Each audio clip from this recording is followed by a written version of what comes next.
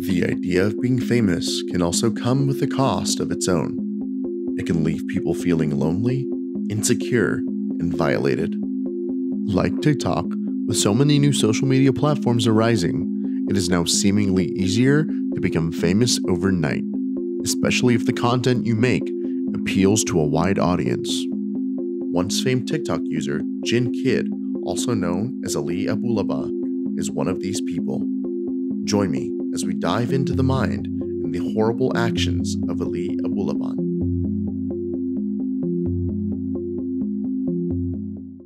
October 21st at 3:10 p.m.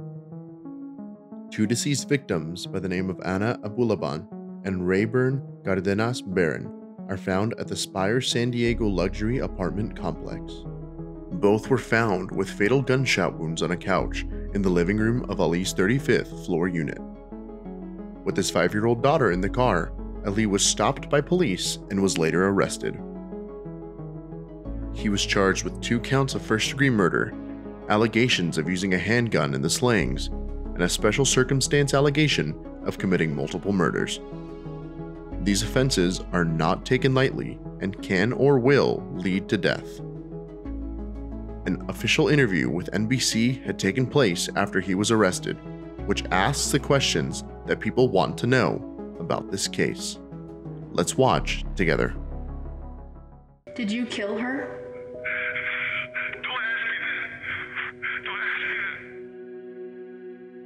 One thing to note is how he pleads for the interviewer to not ask if he murdered his wife and friend. This shows that there is some sort of guilty conscience behind the actions that took place on that day, yet that doesn't excuse him killing his best friend and his wife. So he installed a listening device on their daughter's iPad and used it to spy on his wife. Yeah, I was listening on the house with the iPad through my phone. So when you heard Rayburn's voice, you went to... I didn't recognize him. I didn't know who it was. But what were you thinking?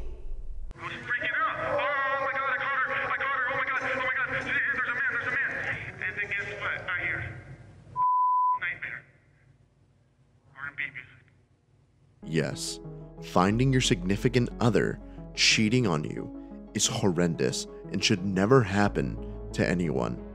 However, the actions that Ali took were completely unnecessary.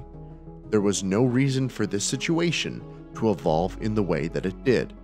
There was no reason for this situation to end in 2 people who he knew very personally to end up deceased.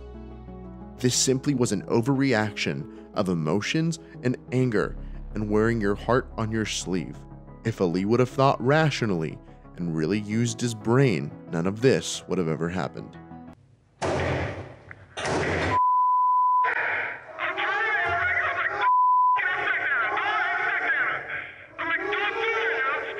As you're driving to the apartment.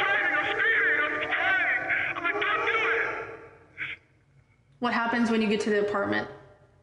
I go up and I see them. What did you think? What did you think? They were... Nothing. I didn't see that. I don't know. It was a blur.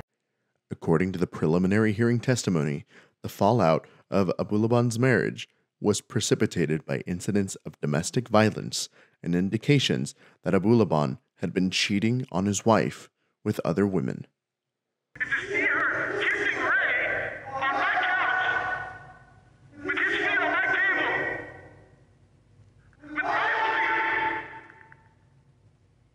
I'm running my apartment, my life, in the house that my daughter sleeps in on the furniture that I put together. What do you expect a man to feel? Happy? Well, I guess that's the end of my marriage.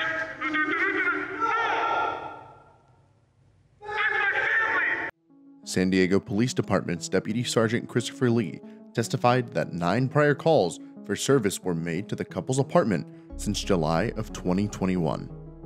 Though it was agreed that Abulaban would move out of their apartment, prosecutors allege he secretly made a copy of the apartment key.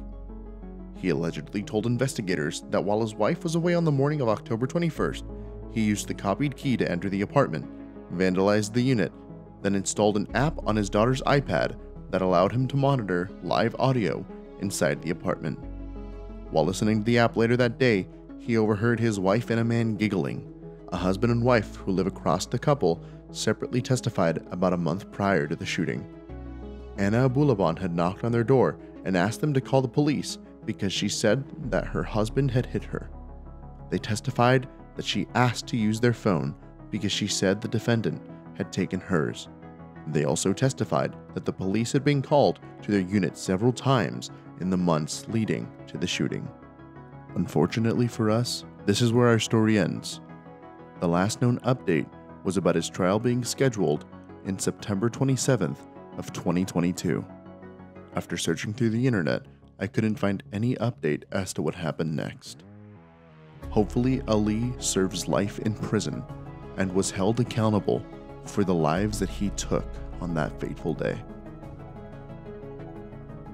Ladies and gentlemen, my name is AJ, and hopefully you enjoyed this video. It'd be greatly appreciated if you liked and subscribed and commented down below what you think about this case, or if you find any updates about this case. With that being said, I'll see you in the next one.